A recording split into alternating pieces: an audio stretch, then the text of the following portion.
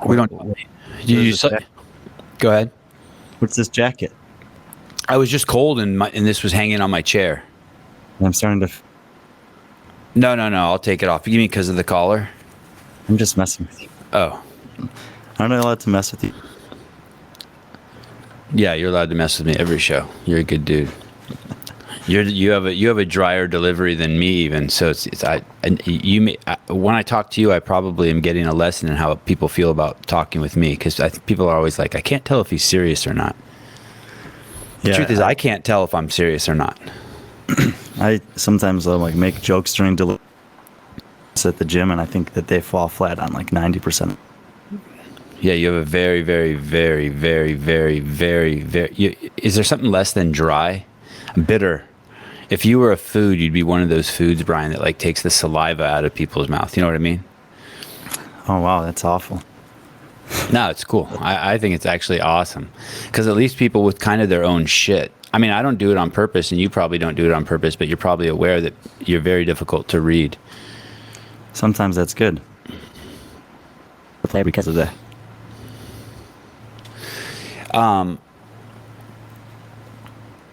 Are you surprised when sometimes the second you come on, I start recording, and other times, I guess I normally do that. We don't really talk much before the show, right? No. I'm never. And then we talk a little bit after we get off a show. I'm usually so freaking excited. I call you and we have a little debrief. Yep. I tell you how great I did. Yeah, you're usually peeing while you call me. That's true. That's true. How many people are you friends with who pee while they're calling you? One. I'm the only one? It's the only one who's not afraid to hide it. It's funny. When I was making the movie Pulling John, the preeminent movie on professional arm wrestling, there was an arm wrestler who I spoke with a lot named Travis Bagent. He's one of the stars of the documentary. And I was probably, I think I was in my late 20s, early 30s when I made that. Anyway, when I would speak to him on the phone, he would pee, and he kind of like broke that. It would make me feel uncomfortable at first, but then he kind of broke me of that, because he would pee. We would talk for long periods of time, and he would pee during the conversation, and I was just like, okay, I guess that's, no one ever taught me, but I thought the etiquette was not to pee, or you're right, to hide it, right? Hit mute on the phone and pee when you're talking to someone. But he kind of broke me of that. And then there's like 2 or 3 other people in my life now that pee when I'm on the phone. Will pee on if I'm on the phone with them, when I'm on the phone with them too. All dudes. I don't know if I've ever been on the phone with a woman besides my wife. But I guess being a boy. Do you think Jordan got the do I send out the link to the podcast too late, like 5 or 10 minutes before? Because if I feel like if I send it out earlier, they'll get on too early. You're pretty prompt. You're always 10 minutes before, which is exactly what some guests show up right away, others right on late, and some never at all. Has someone ever not shown up? Yeah, that's how we did our first games episode. Remember, it was Andre. He had like. Oh, that's right, because we're in a different time zone. Oh, incredible! Even James got the time zone wrong last night at first, because he was not in the. He's just recently moved, so he was. Oh, that's right. That's fascinating, and that's fascinating. Hold on, someone's calling me. I'm doing a podcast. I have a friend who I won't say his name, who either I call him or he calls me every single morning. Do you have any friends like that? Oh. Hey, look. How can you tell? There he is. There he is. As soon as it got to 7, my baby started crying. That happens. Good morning, Jordan. Good morning. Yeah, you have a new baby. I have 3 little boys at home. That's why we do the podcast. I prefer to do the podcast 7 a.m. Pacific Standard Time, because that way my boys will still be asleep. And then I know I'm doing a podcast, so I can keep them up a little bit late the night before, in case. So hopefully they won't come running out here during the middle of the podcast. Jordan, that's Brian, the guy with the beard that's not gray, and the guy with the gray beard is me, Sevan, like the number 7, but Sevan. Well, nice to see you guys. Good morning, man. Jordan, you popped on my radar because I am a guy who does not watch any TV, but I religiously watch the UFC. So I guess I do watch TV. I live for Saturdays. I think watching human fighting is barbaric, and it's as bad as eating sugar, which I despise, and yet it is something I cannot stop watching. The director of the CrossFit Games, Dave Castro, introduced me to boxing about 5 years ago. I started getting into boxing. I quickly pivoted over to MMA. I watch both religiously, and I'm about as die-hard of a UFC fan as probably a B-level fan can be. By that, I mean I watch all the fights. I turn on the TV when the early prelims start, but I don't do any message boards. I don't do, like, you know what I mean? I'm a huge fan of the guys who are usually in the top 5, right? I'm really excited. I buy all the pay-per-views, but I watch everything. I invite people over to my house, even when my wife doesn't want people over to the house, because I want to just watch fights with people. And I saw your fight with Matt Weinman. Am I saying his name right? Yeah. And I was completely blown away. Not just because of the knockout, but because of how meticulous, smart, well thought out, like a chess player it was. And then I went to your Instagram account and I saw this post, and it says, "Please be as weird as me. Please be as weird as me. Please be as weird as me. Me every time I meet." And I was like, for some reason, that really, really resonated with me. I'm a different kind of odd duck than you, but I'm definitely an odd duck. And Brian and I both have our backgrounds in CrossFit. I don't know if you're too familiar with CrossFit, but I started working there when there were 300 gyms. I stayed there for 15 years. I left as an executive of the company. And I thought of this today while sitting on the toilet this morning, and this is a pretty bold statement to say, but I would say between Brian and I, there's no 2 people who know more about CrossFit, inside, outside, the sport and fitness, anywhere, who come together anywhere in the world. And I feel comfortable saying that without even thinking I'm bragging. Mm-hmm. So that's our background. And I guess my attraction to fighting is that I wish maybe I was good at it, but it also shows 2 human beings doing something that's really, I don't have a word for it, but kind of at the very, very edge of a certain kind of discipline, mindset. I mean, you're really, really vulnerable. I mean, and then to do it on TV on the biggest platform in the world is just fascinating to me. Yeah. In CrossFit, go ahead, sorry.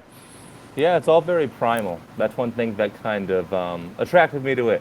It's because I love to compete, but also I hated rules, and I hated, when I wrestled, I got all these unnecessary roughness calls and unsportsmanlike conduct. So I really liked how free and primal it was. So I understand the appeal. And in CrossFit, we have a lot. CrossFit's kind of a place where professional athletes go to die. It's for people who, like, you weren't good enough to make the professional soccer team or the NFL, or you weren't tough enough to be in the UFC, but you have this incredible physical ability, and so you need a place to express it. So the best guys in the world usually end up, they'll come over to CrossFit and they'll do very, very well. And there was a guy named Chris Spieler who was, I think he was a D1 wrestler, and he said what he liked so much more about CrossFit than wrestling, combat sports, is that no one's trying to stop you from what you're doing, right? It's just you out there, and it's like track and field, right? Just run. And then that's the only thing going on. there's just a guy trying to stop you the entire time from implementing your will on him. Yeah, on a bad night, I suppose. Um, yeah, like it's so like it's all very different. Like when you're in fight shape, it's very different than just being in regular shape, because you could be in the best shape ever. I've like rolled with many marathon runners, even ultra runners, and then after 5 minutes of rolling, they're exhausted because they're just not used to having their will kind of be pushed back and held at bay. And it's just, it's the craziest thing in the world. I still can't really describe it. Is that what was so impressive about Logan Paul's performance the other night? The fact that he could go into the ring and last 8 rounds, just his conditioning and the adrenaline and. Yeah, I think it just goes to show that the number one quality you could have, like in any type of fighting or combat sport, is gameness.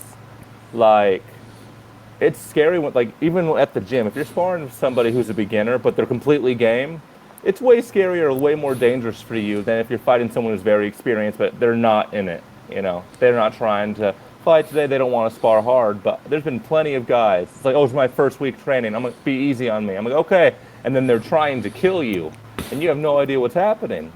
So I think it just goes to show, like, yeah, Logan Paul did really good this weekend. And sometimes just being game and being willing to go out there is the number one quality you need. Where were you born? Oh, born and raised in Las Vegas. And you're 25 years old? Just turned 26 last week, so. Tell me, where in Las Vegas? Right now I live in Spring Valley, but I grew up in Green Valley. So. And what was your upbringing like? Were you born and went to public school, had sleepovers with friends, all the... I'd say, so I had like really normal upbringing. My mom raised us on her own. I had 2 sisters, and my mom adopted my older cousin when I was about 10. I went to public school up until 5th grade, then private school for middle school. American Heritage Academy, where I think kind of put me ahead in life. And then I went to public school and hated it.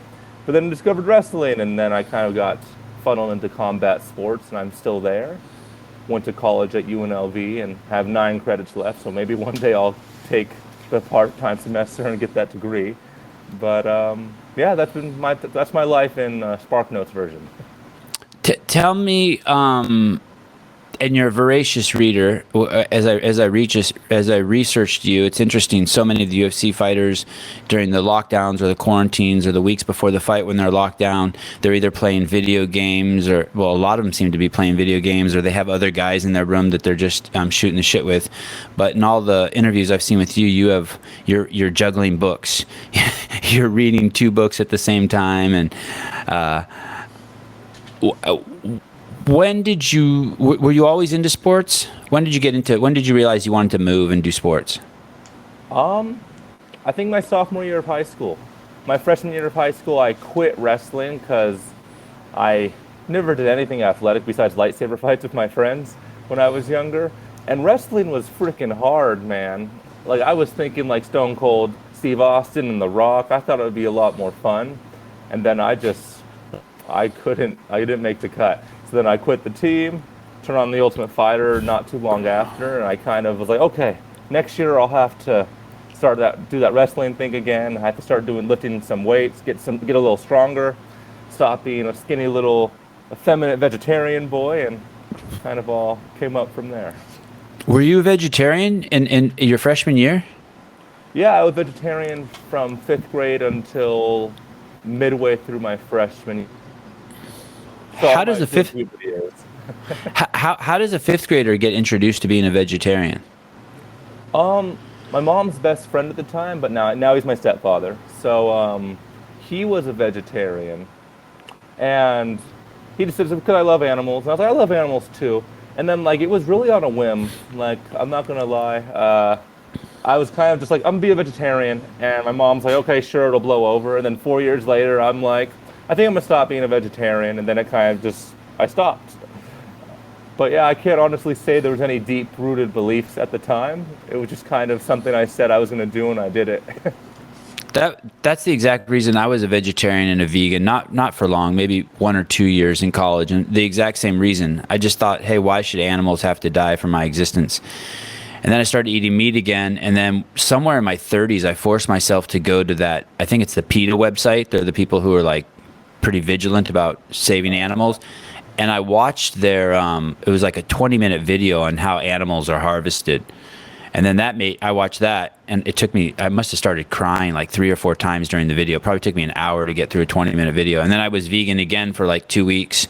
And then once that wore off, I forgot about how bad animals are treated. I've been eating animals ever since. So you say wrestling practice was hard. You mean wrestling was hard. You mean basically the training, not so much the matches, but just the training? Yes, the training was, I just never had to grind before. I never had to do something when I wasn't in the mood or wasn't comfortable, and wrestling's all about being uncomfortable. And I think it was kind of disheartening when a lot of the people on the team had been doing it since they were a kid, or they were just stronger, or they came in from football, they had some athletic base, but I had nothing. Your record going into your fight this weekend was 8-0. You met a guy who comes from Peru. I'm trying to think of his name. I don't remember his name. Claudio Puelles, yeah. And I was obviously super. You were actually the first UFC fighter. It kind of takes my fandom to the next level. You were sort of the first unknown UFC fighter that I ever became I was like, oh, I'm getting on the bandwagon here. And I watched football in high school. I wasn't really a football fan. I was just a Raider fan. I watched all the Raider games. And the same with basketball. I wasn't really a basketball fan, but I made sure I watched all the Laker games. And so you're the first person I'm ever like, okay, I'm going to watch this guy's career from the beginning. Well, thank you. Yeah. I get a lot of people that message me that. It feels pretty good. Yeah. I think it's more than just your performance. I think it's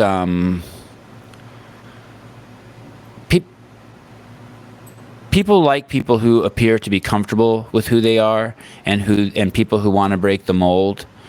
Are you comfortable with who you are? Oh yeah. I think towards the end of high school, I kind of got over my social anxiety about caring what people thought about me, and I kind of found like that courage to be disliked by other people. And I really like coming out of my shell, and I like who I see in the mirror, and I've never really thought about going back. So a lot of people, I used to be really bad at first impressions because I never knew exactly what to say, and I'd make a joke and it wouldn't land, and then I would kind of spiral out of control, and then that person's not my friend, and I'm super embarrassed about it, and I'm dwelling on it for years. I look back on it, and now I don't do that. I really just recognize that even if I was totally cool, very relatable, all these things, there'd be some people who would just hate me, and I try to have the courage to deal with that, and that's just how I am now. I just don't care. I mean, I do care. I love it when people love me, but if you don't love me, it's not my fault. I'm not a religious guy, but I sort of went through a phase like that too. And the two people I'd always look at would be like Bob Marley and Jesus. I'd be like, well, damn, there were people who didn't like Bob Marley and people who didn't like Jesus. What's not to like about these guys? I mean, they're just spreading the love, you know? So I was just like, all right, well, if they can't win everyone over, no one's winning everyone over. You mentioned earlier that in wrestling, I think it was in wrestling that, I don't know if you got in trouble, but people would talk about your antics.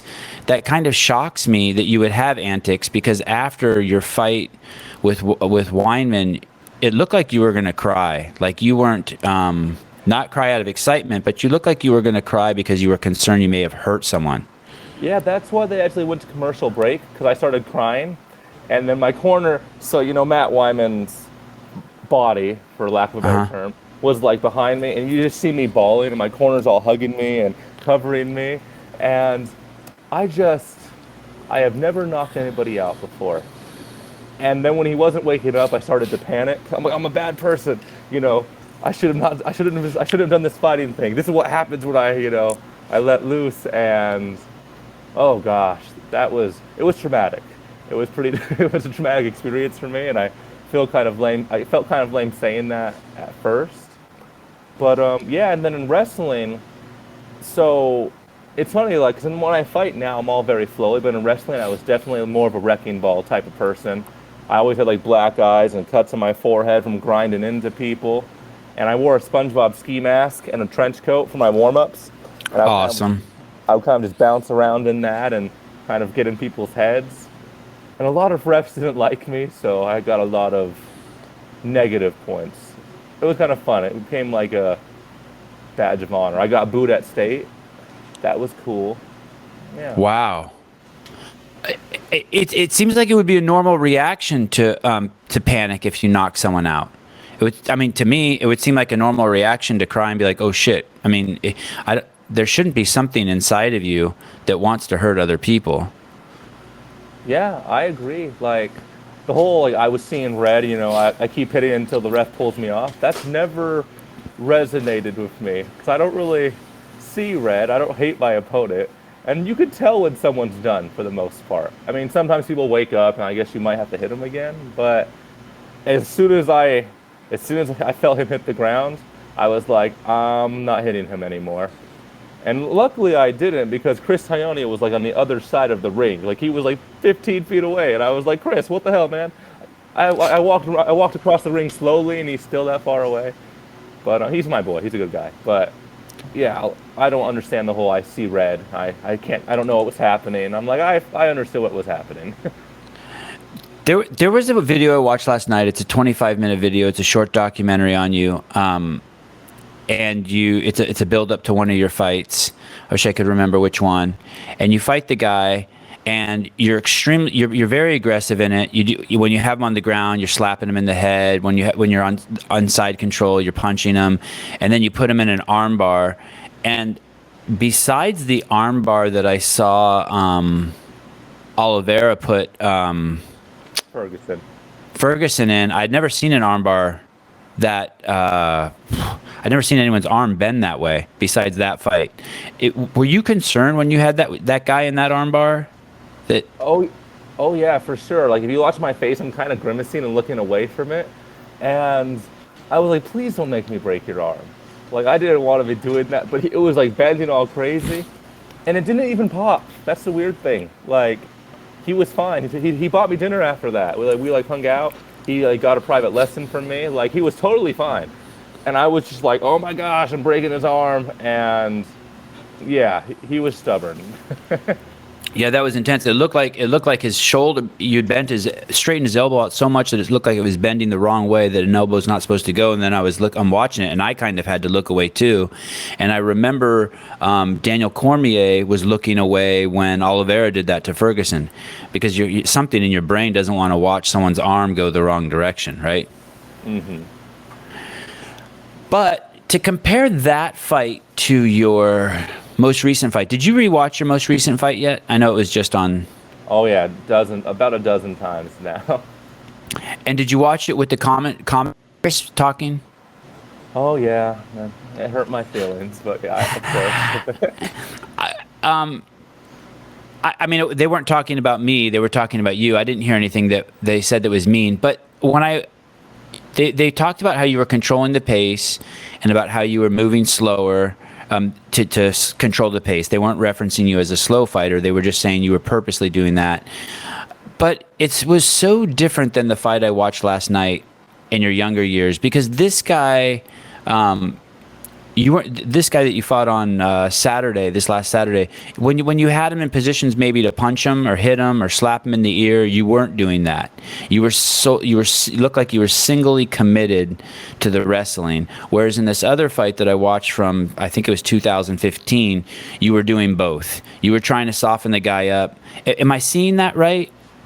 What was going on in Saturday's fight? I think I was trying to skip to the end of the fight as opposed to just fighting. I think I took for granted that I was going to submit him, so I was like, okay, I'll submit him eventually. And I was focusing on the end result as opposed to just seeing things and making things happen like I usually do. And yeah, I've had off nights before. It's never mattered. But I guess Saturday, a lot of people were telling me it looked like one of my off nights, and that's how it is sometimes. But he was a better fighter that afternoon, and I'm hoping to get that one back. It's gonna bug me for a long time, and I think it's how it's supposed to be. Why were your feelings hurt when you were listening to commentators? Just like he has no urgency, he needs to do this, and it's just like, I don't know. In the moment, I definitely had urgency. Sometimes I just feel like, I mean, sometimes your body doesn't like do what you're telling it to do. So I wasn't tired, and I felt comfortable on the feet. I actually outstruck him, so that was a surprise for me. It was the first fight where I watched, and I was like, I should have stayed on the feet. And it was kind of actually a cool experience because during the fight, his corner yells, "Take him down, it's too dangerous." And that was coolest moment of my fight career. I was like, okay, they're scared of the stand-up. That's not... And then he took me down, and it wasn't nice anymore. But I felt good about the fight afterwards. Even though I lost, I wasn't hurt at all. That's always nice. It was a boring fight, so I mean, everyone will forget about it in a few weeks. And he's a good kid. I like Claudio. He's very polite, very respectful, and yeah, You, I hope. you seem to have a high degree of awareness just from listening to you ring that when you're fighting. A lot of the athletes in our sport are often competitors. I didn't know what was going on in the crowd. You have the ability to like be aware of the referee, the opponent, their coaches, your coach, the crowd, all of that while you're in there doing your thing. Yeah, I don't. I can't, maybe it's the ADD. Like when I was younger, I could never just focus on one thing. Like even when there's a crowd, like I'll hear people laughing in the crowd. I'll hear my mom yelling. I can hear my coach and I've listened to my opponent's corners in several of my fights. Like, take your feet off the cage, and I like do it. I'm like, dang it, I was using that kind of thing. Yeah, I definitely I feel like I really experienced the entire fight, but also like in the third person. Like sometimes, like when you play, like I don't play a lot of video games, but you could like switch from first person to third person. I feel like I'm constantly toggling between those during my fight. Like I can kind of see myself fight, if that makes sense. Yeah, that's amazing. That makes total sense. Do you remember the first fight you ever got in? Did you ever get in a fight outside of the cage? Luckily, no, but it wasn't for lack of trying. I was very lucky to have good friends who always stopped me from getting in fights. I almost was in like 3 or 4 fights, but they were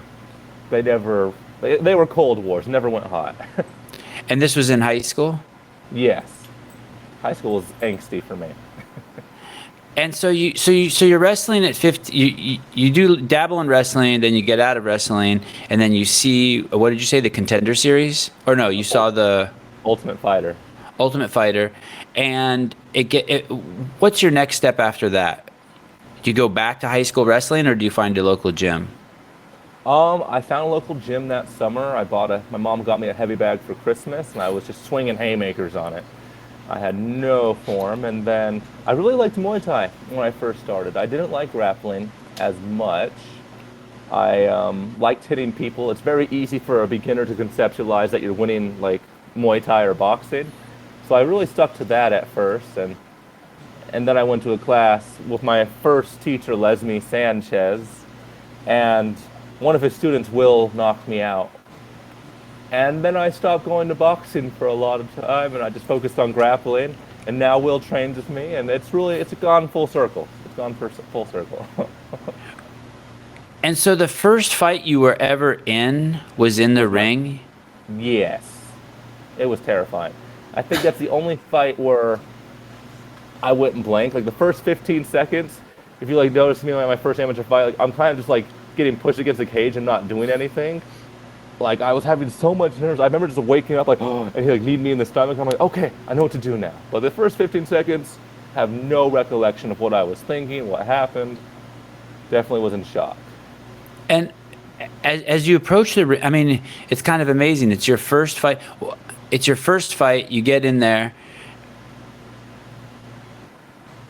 You've never been. I mean, I guess you said you were knocked out in training before. is training just significantly different than the real thing? I mean, how does training relate to the real thing? Most fighters, I think, will say it's different, but I don't know. It's the same to me. But also, I have training partners who have been trying to like kill me for years because they know my ground game is good. So that when they're on the feet, they try to get their licks in. Like they're trying to get me back. So maybe I have bad training partners. Maybe they're very good at it. I guess it depends on what your viewpoint is. But for me, it's all the same. Like I train with this kid Sherrard Blackledge. He is way faster than anybody I fought, and he hits way harder than anybody I fought. So when I go out there, it's kind of like slow motion, if I'm being honest. Like I've never felt scared in any of my fights. And correct me if I'm wrong. Like I said, I'm just a hardcore fan. I'm not a fight expert. But you seem to have this move, and I saw one other guy do it, rely on it a lot too, where it's a kick, and then a takedown, kick, and then a takedown. Is that from the Muay Thai? Is that where you get? Is that those two things coming together? Your wrestling and your Muay Thai? Yeah, and it's weird because I don't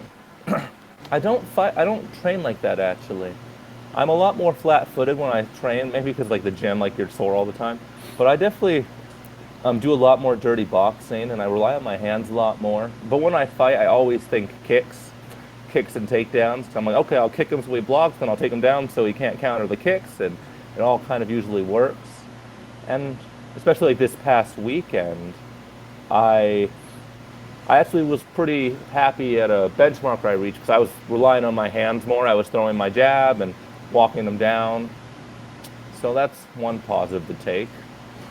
Why would you want? I mean, it's super effective. You do it. You do it amazingly. And I can't remember the guy's name, but the other guy I saw did it amazing too. But why would you want to create distance before you shoot in for a takedown? Why does that work so well? Why does your takedown work so well when you start with a kick? My takedown works so well because I'm reactive with it. So like a lot of people, they punch, they move forward, and like subconsciously, even if someone's not trained, if you're throwing forward, they're gonna back up. And you never shoot when someone backs up because then you reach and you get kneed, you get uppercutted. So I throw from so far away that like by the time you're thinking back up, I'm already on your leg, and I shoot from a awkward distance because a lot of fighters we react by touch. So you feel someone get past your hand, it makes you think to bring your legs back. But I shoot and I'm instantly like on your ankle or your leg. I never try to touch your upper body, so that way you're not like reacting by like instinct or muscle memory. I try to always just take muscle memory out of it. I try to like shoot from an awkward distance, instantly get contact, and then kind of just grapple from there. What did your mom think when you? What did your parents think when you got into and your friends and your siblings when you started when you watched the Ultimate Fighter series and you started getting into sort of more combat sports? Were they proud of you? Were they concerned? My mom was definitely concerned. My mom did not. She's like, well, you don't know how to fight. What are you gonna do? Pin him was what she said when I scheduled my first fight. Your first fight was scheduled and your mom said you don't know how to fight? Yeah. That's awesome. You've never been in a fight, and I'm like, Mom, it's not the same. And so she was kind of like, I don't know if this is a good thing. My family, they're all like professional, like lawyers or surgeons. My family's hyper educated. So they thought it was kind of just like a silly pastime I did. I did while I was going to school. And so it wasn't until my UFC debut, my Contender Series fight, that everyone was kind of like, oh, you want to do this? My mom had known at that point, but everybody else was kind of just like assumed that I was just fighting for fun. And I'm like, if I was fighting for fun, I would not have gone pro and gotten elbowed, and I wouldn't have cut weight. But they learned eventually. How many amateur fights did you have? Just 4, because I planned on only being amateur for a year, but I had my 3 fights and then I blew out my knee. And I was like, okay, I'm like still within a year. So at 5 months after my surgery, I had my last amateur fight, and then I won an amateur belt, and then I stopped, and then I went pro. Wow. And that's a very short amateur career, isn't it? Yes. I was amateur for 13 months with 5.5 of them off.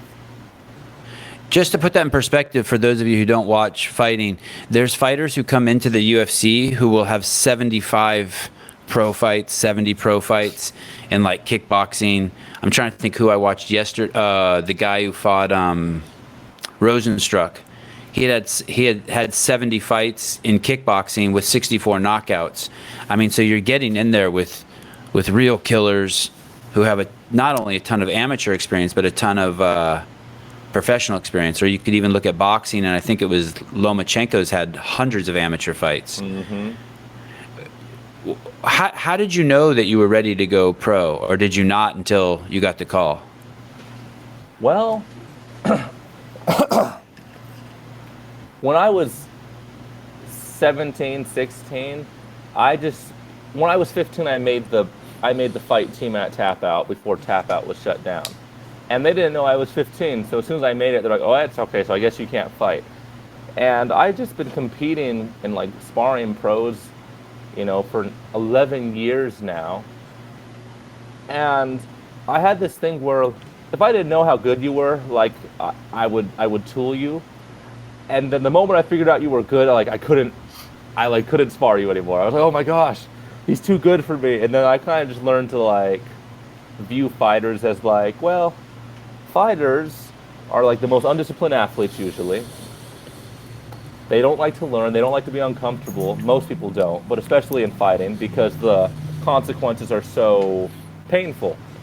So I was like, as long as I have a good relationship with pain and I don't mind losing and I don't have an ego, I know I could beat these guys even if they're better than me or they have a more experience than me. With the right tactics, I could figure out a way to beat them.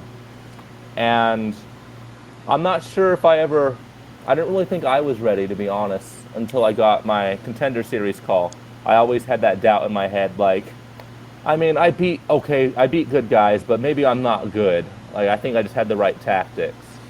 It took me a long time to actually see myself as a fighter, to see myself as a fighter of a high caliber, and yeah. Are you disciplined? Yes, I'm very disciplined. Except for social media, yeah. I think I do pretty good on everything else. What do you mean except for social media? You mean you just you'll spend too much time on it or something? Oh yeah, even though I read so much, I feel I waste so much damn time on my phone. And, I put the timers on my phone so it kicks me off, but then half the time my phone forgets and I don't correct it. I'm like, okay, well, it's a sign. I should stay on today. And I waste so much time. What's your poison? Which platform? Are you Instagram, Twitter, Facebook, all of them? Oh, I'm an Instagram person. Facebook's evil. I guess Facebook owns Instagram, but Twitter, people are mean and catty on Twitter, so I stay off of that. Facebook, I think I have so many friends that it makes Facebook not intimate like it's supposed to be, so I have to delete a few hundred friends for me to go back on Facebook. And then politics on Facebook, as a poli-sci major, it makes me want to pull my hair out. And Instagram is just very simple. I like the picture, I read your bio if I want. I figured out my workouts and my yoga routines and everything off of Instagram. I figured out what boxing drills I'm going to do off of Instagram. Instagram is very helpful. What do you mean the politics of Facebook that you don't like them? Just the way the world's going right now? I don't mind contention. I love some good political contention. I switched my major to political science during 2016 because I thought it was the best time ever. So it's not just the contention that bugs me. I actually enjoy that part. I just hate the whole, I have a meme, I'm gonna plant that, that's my argument. Meme, 18 words. And then when you try to debate them, another meme. Here's another meme. And I'm like, debate me. Use your brain. We don't have to agree, but as long as you have some type of logic, I'm cool with it.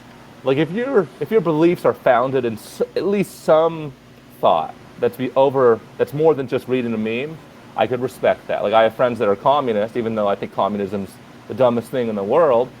I have friends that are libertarian, liberal, Republican. As long as you give me a reason, it can even be a dumb reason, like I like it that way, I'm fine with that. But I hate the whole, this meme, that's it, that's my argument. It bugs me. I have communist friends too. It's funny you say that, but none of my friends know that they're communist. Do your friends know they're communist? Oh my gosh, of course not. Only like Okay, good. Isn't that amazing? Sorry, go on. Yeah, like only my friends who are poli-sci majors, and like they've told me I'm a communist, and you should read Das Kapital. And I did, because I really wanted to understand it. I'm like, okay, respect you so much. You can't be stupid. Give it a read. And then a few hundred hours later, after all this literature, I'm like, some things you have to be so smart to believe something so stupid. Like, you have to be smart enough to trick your brain into going through all these hoops to believe something to get to that point. And, and maybe I just haven't read the right conceptualization of communism, or it hasn't been explained to me correctly, but it all seems like voodoo nonsense to me, so. I think the big problem is that people don't understand how the mechanism of the brain works. And so I made this post on Instagram, and I did sort of a Bigfoot analogy or simile. They don't realize, and this is one of the mechanisms of the brain, that keeping Bigfoot, if you say Bigfoot doesn't exist, or if you say Bigfoot does exist, either way, it's telling the brain that you're keeping the idea of Bigfoot alive. I don't know if that makes sense. It's a little out of context. But yeah. And so some people think that by saying Bigfoot doesn't exist, Bigfoot doesn't exist, Bigfoot doesn't exist, they don't understand that what they're doing is they're keeping this idea of Bigfoot alive in society. And they think what they're doing is they're trying to get rid of the idea, when really they're just fueling the fire by even talking about Bigfoot. Not even just talking about it, but giving it. And so I think there's a lot of people there who have good intentions, but they don't realize that they're keeping the bad shit alive by trying to be against it. It's kind of Taoist in nature. If you stand up against something bad, it's like standing up against a wave. It will get bigger. Or like when you build a wall in front of a home to protect it, a seawall. Mm-hmm. Everything else around that seawall just erodes. It's proven. The rest of the wall just erodes. Anyway, that was a little out of context. I apologize. But it would be fascinating to talk to you about that on some other podcast. I'd like to dig into some other stuff. So why get married? You clearly want to be a professional athlete. It seems like it's it's a more than a full-time job. It requires 100% discipline, 100% focus, 100% commitment. And you get married, and not only do you get married, but you have a kid. So you bring two other people into something that is already, if you want to be at your level, should be completely consuming. So let's start. How did you meet your wife? She must be amazing for you to bring her into the fold. Oh no, my wife is amazing. I dated a bunch of less than stellar women, but I met my wife on a dating app called Mutual, which it's like Tinder for Mormons, and stuff. And I'm all swiping and everything, and then she lived in Ephraim, Utah, so it's like about 6 hours away from where I'm at. And so she messaged me first, like, hey, and I'm like, okay, I'm game. Hey. And we started talking, and the next day I'm like, I like this chick. I'll do a 6-hour trip for a date, whatever. So I'm all trying to be like cool and like slime. So I'm thinking about driving up to Ephraim to see a girl. Like, should I do it? And she's like, we can meet. Like, I'm thinking about going to St. George to meet this guy halfway. And I'm like, oh, okay, this is getting pretty good. And then I was like, how long will we get to hang out in St. George? And she's like, oh, a day. And I'm like, a day's not long enough in my head. So I'm like, how about I just come to Ephraim and I'll get a hotel and I stay there for like a week. And we like talk and go on a few dates.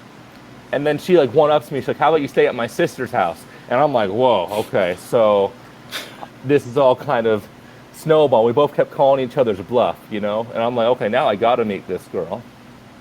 And then my mom, who's usually super overbearing, helicopter mom, I tell her the situation. I'm like, I'm gonna go, I'm going on a date with a girl in Ephraim. I'll be back like in a week. And she just says, don't get taken. And then I left. And, you know, so I spent like 5 days with her. And I'm really feeling it. And I get all these mixed signals. Like, I didn't think she liked me. And I'm like, okay, I am striking out hard. Like, this is embarrassing. I'm here for a week, and she doesn't like me. I dropped the love word, like, on day 4. And she was like, obviously, I don't feel the same. And I was like, I got to get out of here. This is like the hardest, this is the most embarrassed I've ever been. And then, after some time, and then, you know, our relationship starts to grow and everything, and we do the long distance thing. And then I proposed to her. I think we were dating for 3.5 months when I proposed to her, and we got married 2 months after that, and yeah, baby, everything.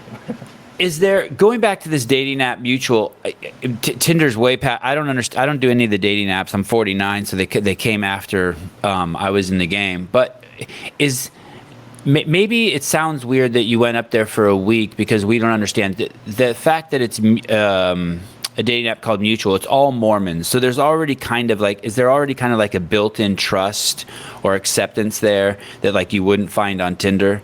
Like, is it not sound as strange as it really might be because you're already kind of in the same club? You know, okay, we both have the same faith, we both go to the same church, we're not like serial killers or. Yeah, for sure. There's like a social, like unspoken social contract, and expectations, and that made me a lot more comfortable. Tinder was terrifying when I was on it for a few weeks, and I was like, okay, I need more vanilla, need something more my speed. And Mutual is also horrible, but she was my first dating app date, the first person I met off of it. So I have 100% accuracy on it. I have nothing but nothing but good things to say for my experience. But yeah, even if all those things put into the equation, I look back on it and I was like, I was very brave during that trip because I have never put that much effort into any not that I never put any effort into a relationship, but like I never put that much risk into one before. Did you stay with her sister? Yes. Wow. Yes. Wow. And so we're on, I'm like on this trip, and I think I'm striking out. And her sister's like, she really likes you, don't worry about it. And I'm like, well, someone tell her, because I don't know if she likes me. Somebody tell her. So I'm like hanging out and watching movies with like her nieces when we're not together, and she's like going to school and working. And I just like hung out with the family. When I got home the next day, I was like FaceTiming her parents to like meet them. It was like a fast track, like. It's a crash course. Were they vetting you? Is that what was going on? Oh yes, I was getting vetted, and I knew it. So I was like, had all this anxiety, and like it was all going so well that I was suspicious. I was like, something's going up. I am gonna get taken, or this isn't working out. Like, there's no way. Oh my God's obviously like, he's about to test me. He's about to pull the rug out from underneath me, and he did it, and it was pretty nice. At what point in the courting where did the fighting come up? Oh, so it's funny because on my Mutual bio, like it's like me. It was like nerd, bookworm, undefeated pro fighter. Okay. And I had like a picture of me, a big smile with like one of my belts from amateur, and like me wearing like a shirt, like the same dress shirt and all of them, a different outfit. And she said actually she almost said no because she didn't know what MMA was. She didn't want to date a jock. But then under my bio I had this joke, and it's like, I have 1,000 combinations with this shirt. And she's like, and so I swiped because I thought you were funny. And she didn't know how serious the fighting was until we met. But one thing that definitely piqued my interest was every time I told anybody I was dating or on a date with about the fighting thing, they're like, but how serious is it? You know, what do you plan to do with it?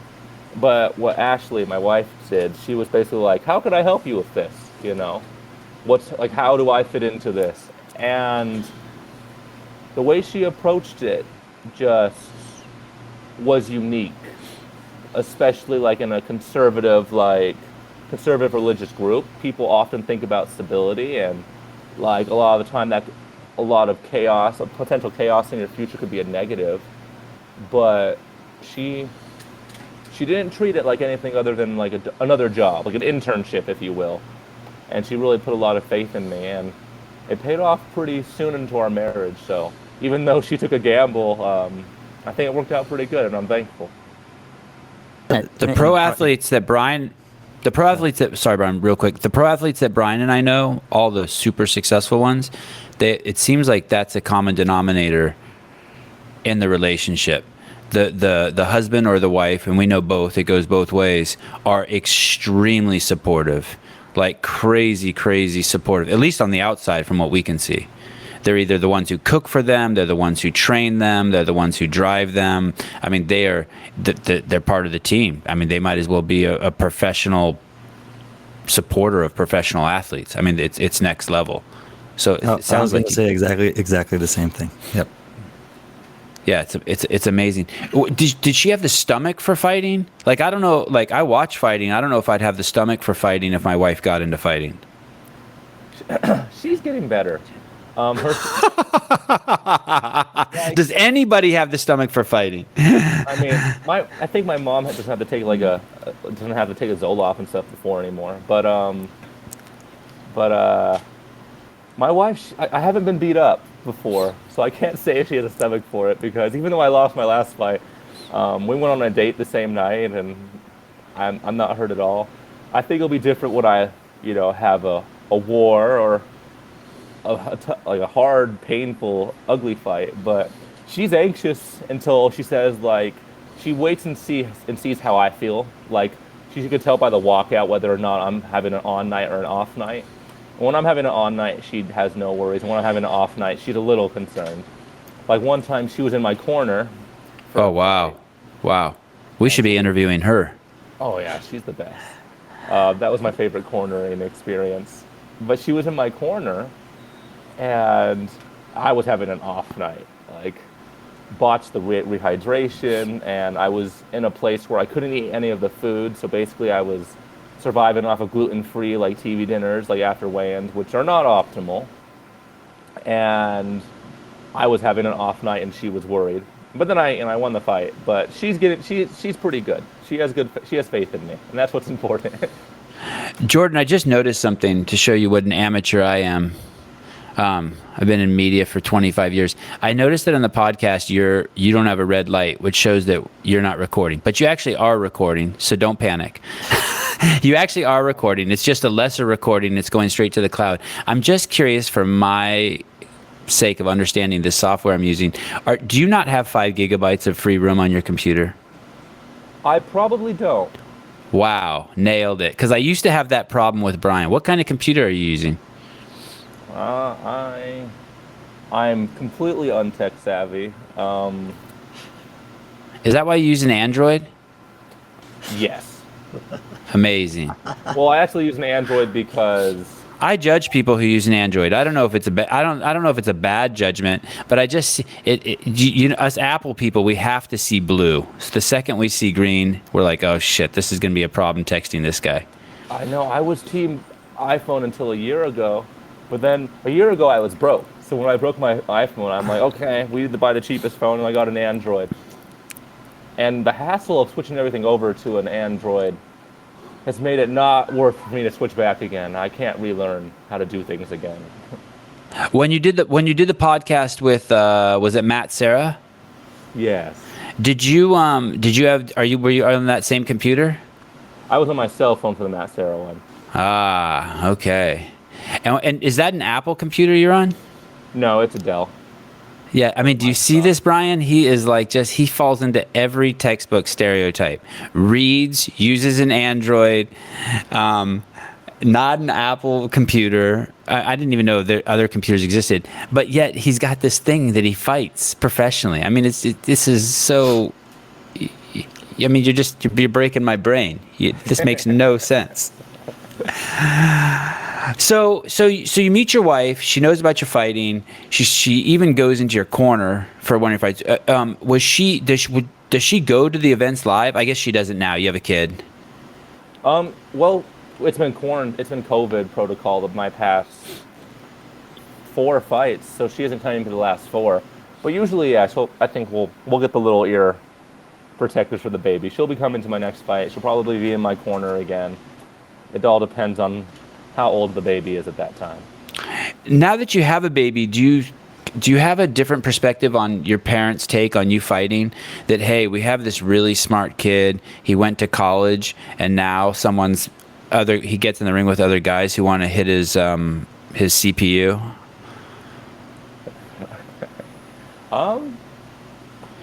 It kind of does give me a different perspective, but I think it gives me a different perspective I think it makes me think twice about if my daughter was to fight for a different reason.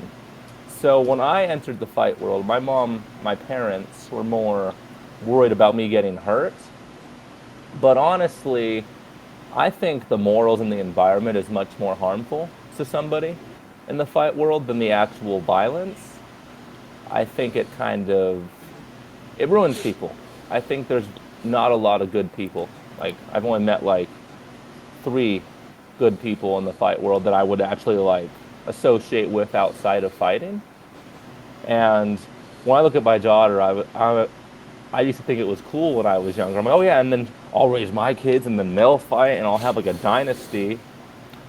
But I think it takes a very special type of person to come into the fight game and keep their integrity or keep their morals or keep their values and not be changed. And I'm not sure I would ever want one of my kids to enter this sport while it is in the state that it is. Can you elaborate on that? By what you mean by, are there shady characters or there angry characters or? There is shadiness and there is anger, but it's a very selfish sport. And for you to make it far, you usually have to be incredibly selfish. And a lot of fighters are self-centered. Very few of them have successful marriages unless they're other fighters. You have the whole underground pandemic of a lot of girl fighters have to sleep their way up, or there's just a lot of abuse, a lot of manipulation, a lot of money being stolen from people. And I've been blessed in that regard, but I wouldn't want my daughter, not to be because she'll be a strong, independent woman and all those things. But, the reality of the fight game is that it's very dark, it's very sketchy, and it really ruins people and makes you have to usually make pretty big concessions to your integrity. That's why you see a lot of drug abuse and a lot of cheating and a lot of shortcuts and just a lot of sketchiness. And a lot of the times I don't think I have the stomach for the fight business as opposed to the fight game, which doesn't bug me at all. Interesting. Do you have a manager? The few characters that you've met that have been able to avoid that, have you been able to pinpoint a characteristic that prevents them from getting sucked in? I don't. I'm not sure if there's one characteristic. I think one of them is the courage to be disliked. They're the weird people in the sport that no one really associates with. And yeah, I've been blessed to meet the few people that I have, but most people in this sport, I wouldn't trust them to watch my kids. I wouldn't trust them to look out for my best interests, and I think that's a healthy attitude to have. Do you have a manager? I do. Jason House and Iridium, I'm managed by them. And my legal counsel, Lance Spotty, he's my dude. He's one of the good ones. Yeah. They're managed me. They've done a good job. How many fights? How many professional fights are you in before you get a manager? So I got a manager very early. I was contacted after my third amateur fight, and then they like re-contacted me after my first pro fight. So I've been managed since I was 1-0. And that's the manager you have now. Yes. And does he manage other fighters? He manages like half the dang roster, but yeah, Jason House has a lot of other fighters. Okay, I wonder why I haven't heard his name. I always just hear about the same managers over and over and over. Mm-hmm. But is he not? Does he try to keep it on the down low? Is he kind of more like an Al Heyman type? I wouldn't say he's more on the down low. I think it's mostly like he puts his management agency to the forefront, so Iridium, as opposed to using his name, as opposed to like Ali or Daniel Rubenstein or whatever. They use their name. He mostly uses his organization. So Jason House, though, you have to like pay really close attention to hear his name. A lot of fighters are managed by Iridium, and I think they have the biggest. They do have the biggest roster of fighters in the UFC. So, tell me about how you get called to be on the Contender Series, and walk me through that. No detail is too much. I'm curious. Like, it seems like prom night. Oh, so for me, I wasn't given like most people get like several months notice where they have to have it like the non-disclosure. They can't talk about it, and it has to be a surprise. And up until like 2 weeks prior, and for me, I had just had my LFA fight where I beat this kid who they wanted to get on the Contenders, Leavitt Lewis, because his brother was in the UFC and he was on like 11 fight win streak, and I fought him and then I beat it. I took his streak, and so I was just fishing with my wife's family. We were fishing for crawdads, you know. So I'm like in the creek, and you know, fishing for crawfish. And Lance, my legal counsel, he calls me. He's like, "How's your weight?" And I'm like eating through an entire box of creamsicles like by myself, like a whole 24 pack. Is it still on? Yeah, you're on. You're on. That happens. Did we vanish or did you vanish? I just vanished. It's okay. Okay. So he calls me, he's like, "How's your weight?" And I'm going through this box of creamsicles, and I'm like, "Probably not good. What's up?" And he's like, "Can you fight in 10 days?"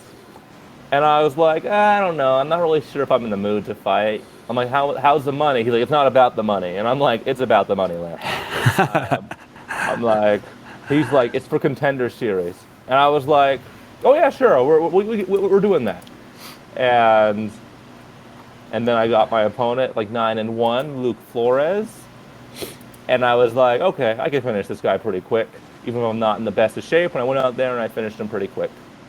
And he was pretty good. He was pretty savvy on the ground, surprisingly, but he was a nice quality win, and I was happy with that. Yeah, and were you ecstatic? Did you know that this is your chance? Were you like, "Oh my God, this is it"? Like, so for me, I always, like, it was maybe naive, but I always believe like only lucky people get one shot. If you belong in the big leagues, you'll have many shots. So I was actually like, okay, even just getting on the show, that was a lot of validation, and I was like, okay, and I could leverage this into other shots if it doesn't work out. So I actually had like a really big sense of like peace, like a mantle of peace over me, because up until that point, and when I talked about earlier how I had all this like self-doubt about whether or not I was a good fighter, or if I was just lucky, or if I just had good tactics, that was kind of like the validation that like, oh, holy crap, like I belong there, and people who watch my fights think I belong there. And I felt so good coming into that fight, even after eating a bunch of creamsicles and just chilling with family on vacation. We didn't end the vacation early. We went home like 4 days later, and I was like, okay, let's start cutting weight. And it was really cool. It was really surreal and calming, and it was actually quite a grounding experience because I had to look at myself honestly, and I hadn't really done that in such a positive stance before. So you had 10 days to get ready for the fight, to be on the biggest stage. You had met Dana before, right? I saw a picture on your Instagram in 2015 you had met him, right? Yes, we did this filming for the opening the opening song of Dana White looking for a fight, which they didn't end up using. Where basically we were all like sparring at Angels Landing on top of tanks and in, you know, a bunch of broken down buildings. It was really cool. And yeah, so I got to meet him briefly. It was a nice experience. Nice little paycheck too. And then you go in the Contender Series, and that's the second time you meet him? Yes. And if you win, is it guaranteed to the UFC or no? You have to probably win and then also get his approval? Yes, you have to win, and if he's in a good mood, I guess you just have to win. But yeah, you have to win impressively, and he has to. It's all up to him. It's about whether or not Dana really likes you and thinks you're a good fit. And even if I was confident that I could win, I was not confident that he would like me. So backstage, I was like super anxious, and especially because I thought he only gave out 2 contracts a day. So like every fight, I was like, please be a bad fight. You know, Right. please make me look good by comparison. And then when he said my name, I almost like started to cry. It felt so good. And yeah, he said he liked my attitude. He said, I like his attitude, I like the way he carries himself. And that felt good because I'm self-conscious a lot of the times about how I carry myself, even if I am comfortable with it. And it was nice to have the man, you know, like your attitude and like the way you carry yourself. I like Dana just from the fan perspective, from watching him on TV.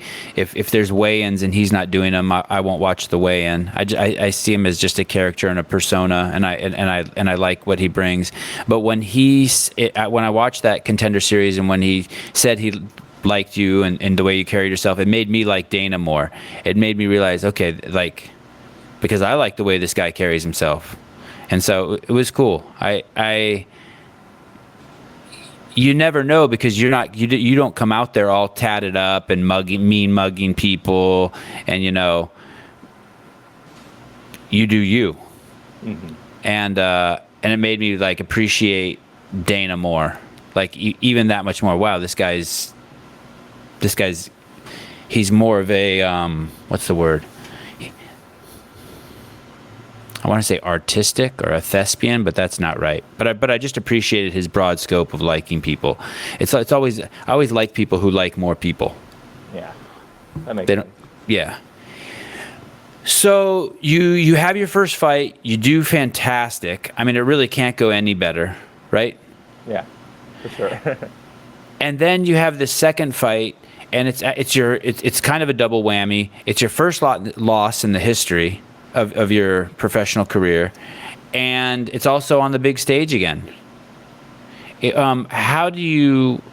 What goes through your mind after that? Like, as you walk off the stage, what goes through your mind?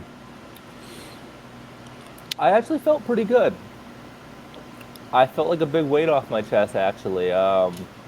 Whenever people mention me as a fighter, they're like that undefeated guy who does the splits and twerks and does dirty dancing stuff, but it was always undefeated first. Right. And it was kind of weird to have like my entire fight identity like put into like 2 digits, like 8-0, 7-0, and it felt super good to change my Instagram bio to 8-1, and to have all that pressure off, because I never cared about the record. I'm just trying to go out there and grow as an athlete and grow as a martial artist, and the undefeated record was a side effect of that. But I was saying before this fight, like, I have only fought 3 people with losses on their record. Everybody else I fought was undefeated. And I took their O's, and I think I've developed as fast as I have because I'm not like looking for wins. I'm like going out there looking for losses, if that makes sense. I feel like I'm not afraid of failure. I kind of go out looking for it.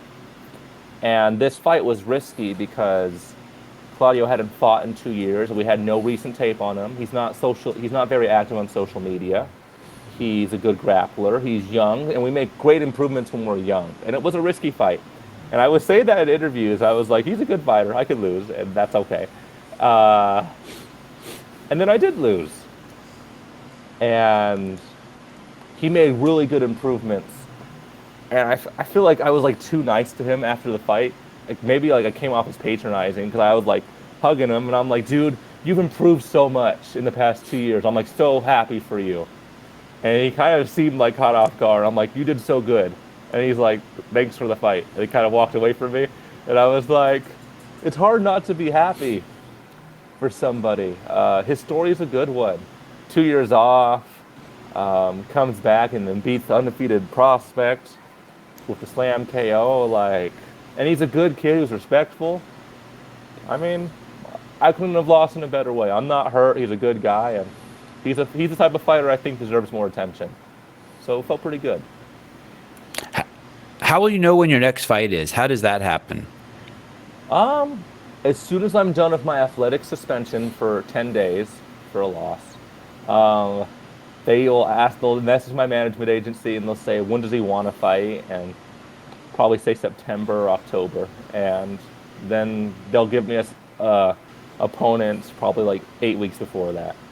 They need to change that terminology. It's funny. It's just popped up on my radar in the last year. Like I'll see a YouTube clip and it'll say like some fighter who I like and respect and it'll be like is on 6 months suspension, and I immediately go to, oh my god, is it drugs?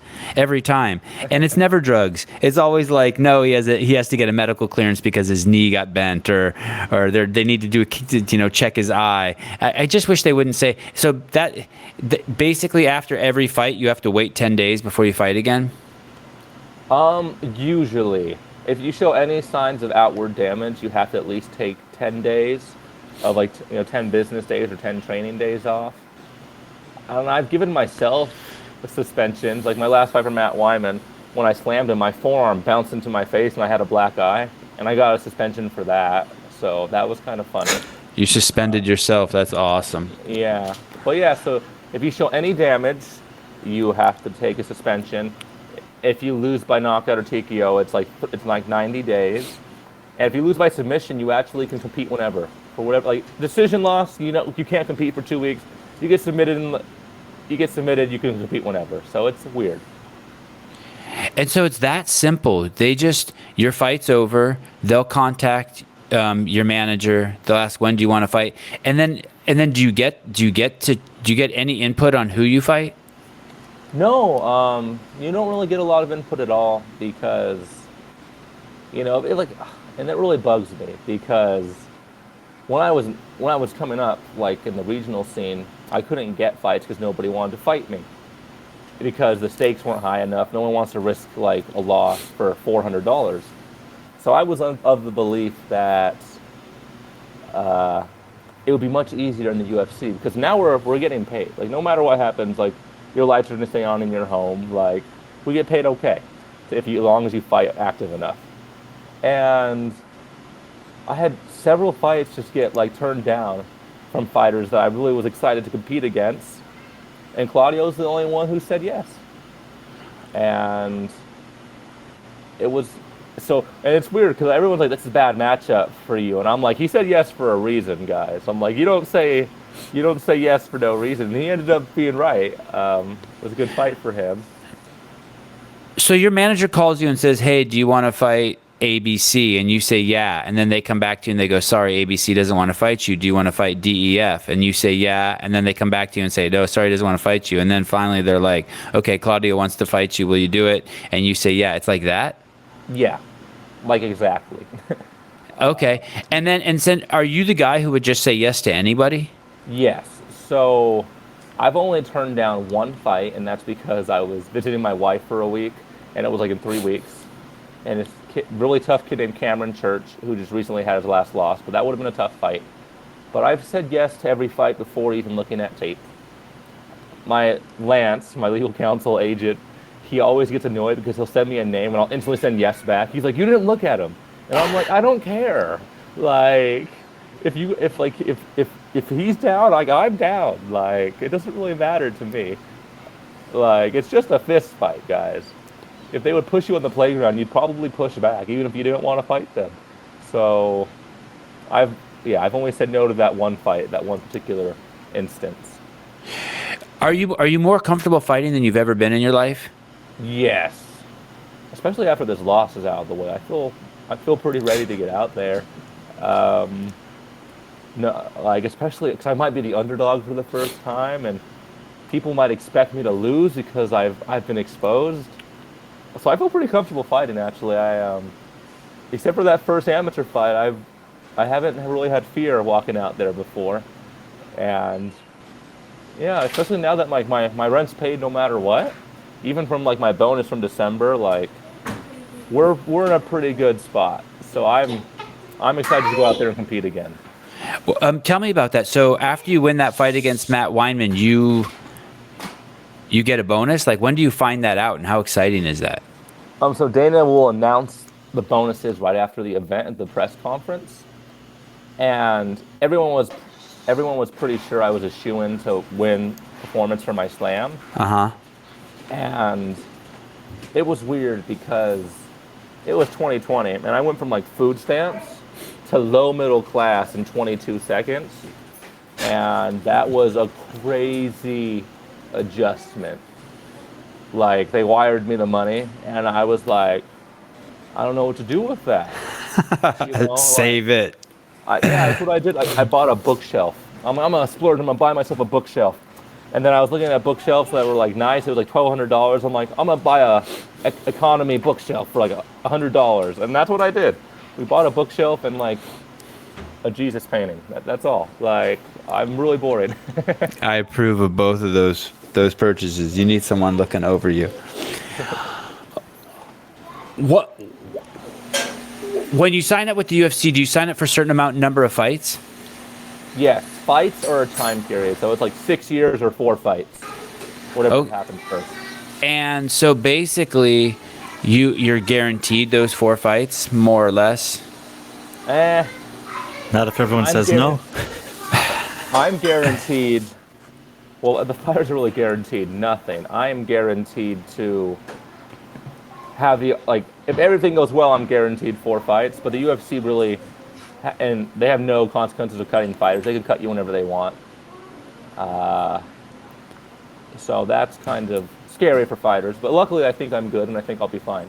But I'm actually like, if I win, and I don't do anything controversial, unless I'm make a lot of money for them, I am guaranteed 4 fights.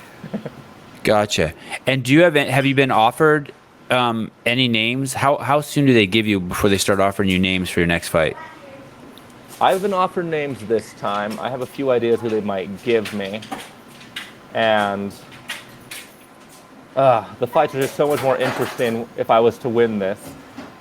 But yeah, I mean, they haven't offered me anything yet. I think I'll have like 10 days before they start dropping names. That's interesting you say that. So it would have been a different group of guys, you're saying. Yeah. And people, it's basically like you took 2 steps forward and then 1 step back. Is it like that? Yeah. And you want bigger names so you can make more money and get closer to the title fight? Is it that simple? Yeah, I really wanted to fight some more veterans of the sport, or another undefeated prospect. That's what I really wanted, because I just feel like I'm really just trying to grow as fast as I can in the early part of the UFC career, because I don't want to pick easy fights and then hit a wall and then not be able to win any more fights anymore. But yeah, I definitely, basically, if they're undefeated in my weight class, I want to fight them, and I've told my management, I'm like, I want to contact these fighters and their managers, and let's get it scheduled. And basically, I've gotten no's of conditions, like, we have nothing to gain from this fight. You're not popular enough, you're not ranked enough, you're not this enough. So, yeah, I really just need to get more clout on social media so that these guys want to fight. What's the etiquette to talk about it? It seems like everyone's so open about that stuff. You seem open. They seem open in their interviews after the conference. I want to fight this guy. They won't give me this guy. This guy won't fight me. Is the etiquette just to everyone just be forthright? Well, I think most fighters are actually kind of just saying they want to fight that person. and they don't really plan on fighting that person, but they want to seem like they're game, because I've messaged those type of fighters and they don't want to fight. But I think it's most like for example, when a fight drops out, okay, and then everybody and their mom's posting on social media, "I'll take the fight." It's like, dude, you're 2 weight classes below him, and you know for a fact you're not going to be held to that. You're just trying to look cool Right. on social media. But yeah, a lot of fighters, I feel like in my experience, from my perspective, they only call out fighters they know are going to say no, because they want to seem like they're game to fight this really tough fight, but they know that person's not going to say yes. Right. So it's a business decision to say it. Yes, for sure. That's why I think calling out fighters, I mean, it's so stupid, because now if I see someone call me out, I'm thinking this person sees something that other people don't. Maybe I don't want to fight that person, and do I want to risk only coming home with like my show bonus and not my win bonus? Is this person going to like ruin my reputation? Like, so many things come through your mind when a guy accepts a fight or wants to fight you.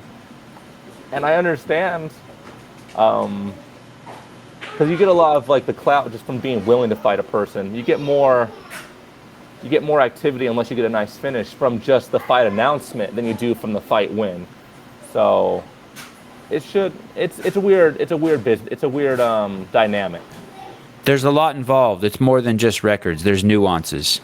Yes, because not all undefeated records are made equal, and I think what my coolest line I've ever said in an interview, it was for my Contender Series fight, where I was like, I don't fight cans and cab drivers, I fight real fighters and stuff. And my opponent really couldn't say anything back to that. It was like, okay, yeah, he's got a point. I don't know if the sport has changed or if I've just become a bigger fan, but when you come into the sport, you definitely are intrigued by the guys who have the O's or who have the fewest losses. And now, you know, some of the fighters that are the biggest guys on the scene who seem to be making the most money have shit tons of losses.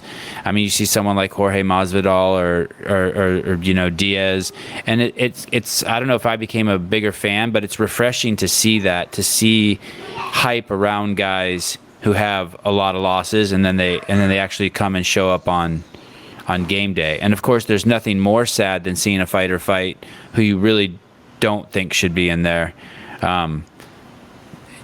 That's when you think that maybe you shouldn't be watching fighting anymore as a fan. When you see a guy.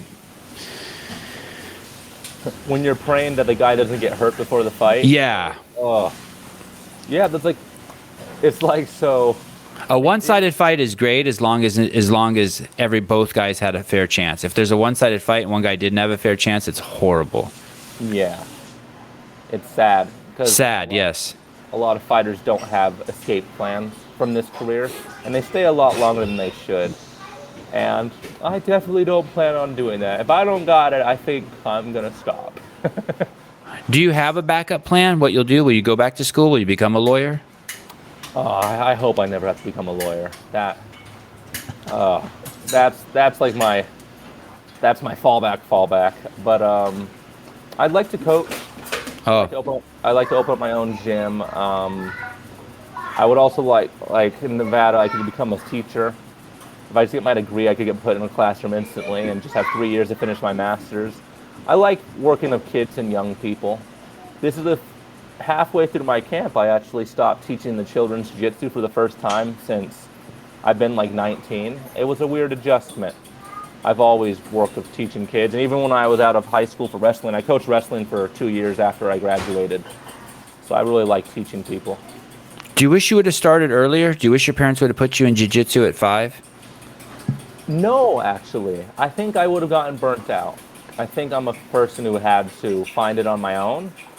And I think if my parents would have become a fight family when I was young, I think I would have rebelled. You know, I would be like, no, I don't want to do that anymore. I want to be a lawyer. And I think I'm happy with the way it went. Considering that about yourself, do you modify training pretty regularly? Like change it up?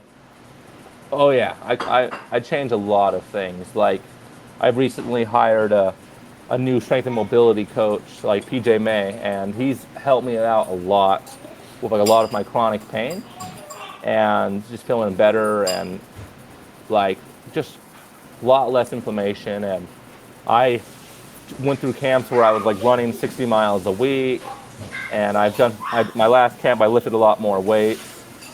But yeah, I try to change it up a lot. Maybe I change it up too much, but I'm trying to figure out what's best for me still.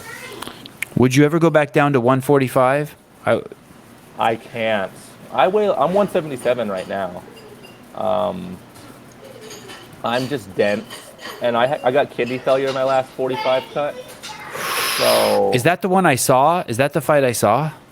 no, I got Where they show you cutting to 45? I mean, that did look brutal on you. And you said you put on 21 pounds like in a day or something after that? yeah. And that's when I was still like I was 19 with that video, so I was still growing. I've grown an inch and a half since then, and like the Tapology says I'm 5'8". I'm like 5'10", 5'10 and a half. But I just turned 26. I was 188 my last camp, and I'm not a fat 188. Some guys are blessed to like have a nice physique and still like be light, and I'm the exact opposite. I am like a dense, thick boy. Like my genetics tell me I'm just meant to be heavy. But no, like this last fight, I still had to cut 21 pounds. Wow. And I was super skinny for this fight. I think I just have to, I don't know, I'd figure out my body composition, see what happens. Yeah, you were crazy lean at 145. I mean, and like you said, you were 19 years old, but you were shredded. I mean, it was nuts. And then to see you say in that short documentary I saw that you put on 21 pounds, I mean, that's crazy. Yeah, I used to brag about before I got kidney failure and everything came in perspective. But like after weigh-ins, I would not like go to the bathroom until after my fight. So I learned years later that basically I was having acute kidney failure for all my fights, and it waited until adrenaline hit me to turn back on like my bowels and everything. But I had one fight where I put on 27 pounds. In the 24 hours prior to the fight? 4 hours. Like my second pro fight, it was a catch weight at 150. I walked into the cage at like 177. And I used to brag about it. It's like, oh, I put on 13. I'm like, amateurs, I put on 27 pounds. And and then like now in hindsight, I'm like, dang, that was kind of stupid. Like you should have been aware that something was off. Should have respected my body a little bit more. Too much discipline. Too much. I was too good at cutting weight. And yeah, and then after I had the really bad weight cut where I had to get IVs for several days, and and I had water retention in my fingers, so like my hands were swollen. I was having like heart disease clubbing from all the like liquid retention. I was like, 55 sounds good. I can do 55, like Claudio he's pretty well muscled, but I didn't particularly feel like he was strong. I didn't feel too out muscled actually, so that was interesting. Don't you want to take a deuce right before the fight? Like I would think like before we do this podcast, I want to take a deuce. Like anytime I'm going to do something that I'm going to give my all, I want to drop a deuce first. Well, I had Indian food the day before my last fight, so I had no problem in that department. I was actually quite the opposite. I was I was like on the toilet for like 5 hours after weigh-ins. So that's not okay. So that's good because it made me nervous when you said like you didn't go that one fight you were saying where you put on 27 pounds and you didn't even go to the bathroom 24 hours before the fight. Like that would bum me out. That would really bum me out. It's like it's worse because you also don't go to the bathroom when you cut weight. So for like 2.5 days, like nothing. So yeah, I should have seen warning signs. That was my youthful hubris for sure. This is a little question's a little out there. Have you met Derek Lewis? I have met. Yes, I've met Derek. and how was that interaction, the two of you? We didn't talk very much. I found him hilarious, though. I liked him a lot. Yeah, I would think you guys could be amazing friends. He's not operating out of the manual on how to be a fighter either. Obviously, he's very different than you, but he's shit. I mean, I remember seeing him come on the scene. I was like, wow, this guy's totally beating to his own drummer. And then it's also awesome to see him take it more and more seriously as he realized. I mean, it's kind of a fascinating thing to see if someone come into professional fighting, right, and then take it serious, right? I mean, it's just like, how did this guy get here if he didn't take it serious? Right? There are so many people who are so talented, but then they don't do very well. And there's just some guys who like they just know how to fight, and they don't have to take it seriously until they are forced to. Like Forrest Griffin was the same way. Forrest Griffin never saw himself making it to a title shot or anything. He's like, I'm a dog, I like to fight.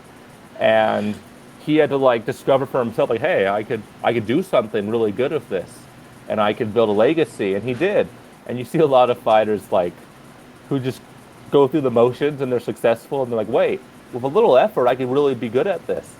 And it's kind of cool to watch that happen. From the outsider's perspective, what it looks like is you guys are going in the ring to kill each other. There's a couple rules, don't kick the guy in the head in certain situations. But to me, I always think, what is this person doing by not having a nutritionist? Or how could you go in there and not be metabolically prepared and your conditioning not be right? Don't you know that there's a guy in there waiting for you to fuck up so he can literally turn your lights out? I mean, the motivation seems so strong to do everything you can to give yourself a chance to win, right? How do these guys... It's funny that you mentioned that, because I'm not sure. Like, I know UFC fighters who haven't been in a jiu-jitsu class in years. Okay, their plan is, well, he's not going to take me down. I'm like, but what if he does? Like, I remember one of my favorite young development moments for me in MMA. Like Kevin Randleman, he recently passed away, but he was like one of the first UFC heavyweight champions. And he was a freak athlete, and he was one of my first coaches. And I remember teaching him how to do an omoplata when I was 15, and he had no idea. He was like, whoa, I didn't know how to do that. And he was like a champion. He'd been fighting for like 14, 15 years, like at that point, and he was like, I didn't know how to do that. And I was like, but it's your job. Like when I was a fan, I was on YouTube all the time trying to learn these things. Like, I read books about fighting. I have like a bunch of boxing manuals on my bookshelf. Like, I'm like, okay, it's a job. A lot of fighters, I have only, like, of all the fighters I've met, only one fighter has impressed me with like how with being as well-rounded as they are. Every other fighter has been mostly disappointing. Fighters it's such an interesting sport. It's not professional yet. Like, we're professional fighters, but as a whole, not very professional. That's so hard for me to get my head wrapped around. Maybe you just have maybe you also have very high standards. Yeah, it's like, because even like wrestling, the amount of effort you need to be a successful like college wrestler, I think, is above being a UFC champion, for sure. You can't be a national champion wrestler and have deficiencies anywhere, but you could be a fighter who'd be very successful and have deficiencies in many other places. Wow, that's an interesting perspective, Jordan. I had a friend who was New York State high school wrestling champion, whatever that meant. He was the best high school wrestler in New York, and then he went to college, and he said he couldn't beat a single person. And he's like, the levels to that game are so insane. So it's interesting to hear you say that. He goes, man, the pack gets thin quickly at the top of wrestling. He said it's just absolutely insane. Yeah. It's wild. Like I got third at state, and I was offered to wrestle in college. And they're like, give it a few years, I think we can make you an All-American. I'm like, a few years for an All-American? Nah. And I got to go into debt for it? Nah, I'll just fight. Like, that seems... I could have easier results, and it get a lot more recognition, a lot more connections just going into fighting. It wasn't worth it for me at that time. What weight did you wrestle in high school when you were third in the state?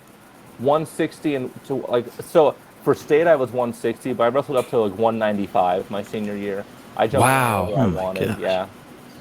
My team, we were we were a ragtag team. So every time we had a meet, we had to like have a perfect lineup to like compete because we had like 4 weight classes we didn't have, and so I needed to pin almost all of my matches, and I had like the pin record at my school, and it'll never be beaten.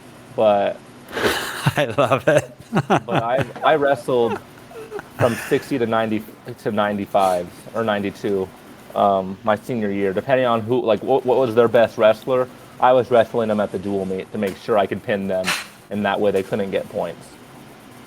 Yeah.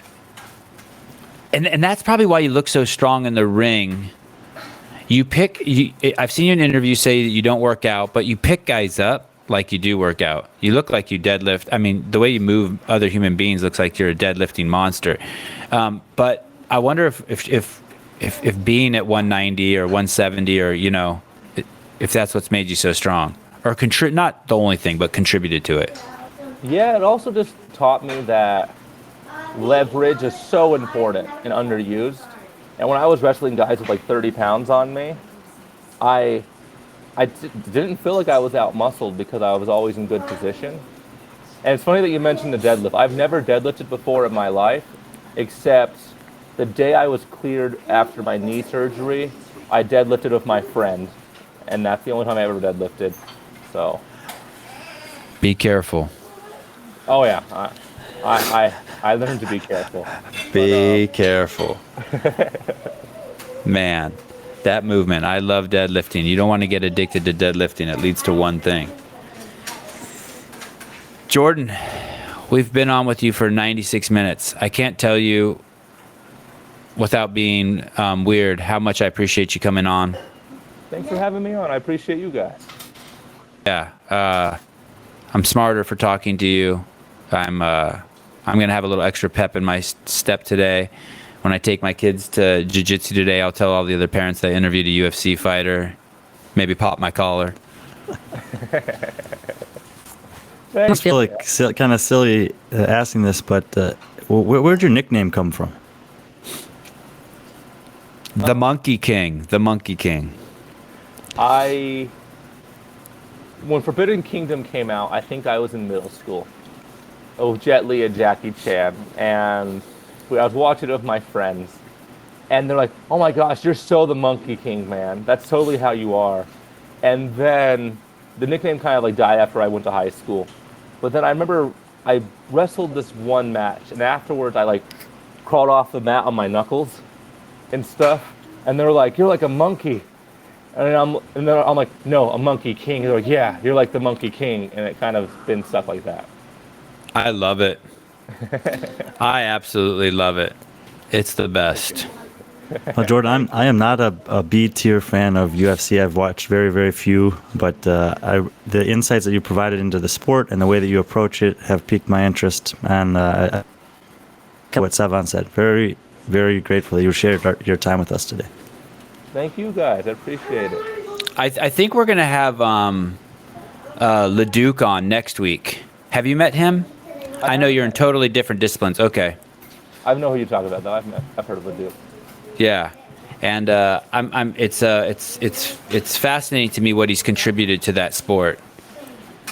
I mean, I would have never heard of it if it wasn't for him. So I'm excited. So you basically popped our cherry with having our first fighter on. We've had a lot of other professionals on, professional psychiatrists, professional CrossFitters. You're the first guy who punches people in the face for a living. I'm a good first time. It was good to be here.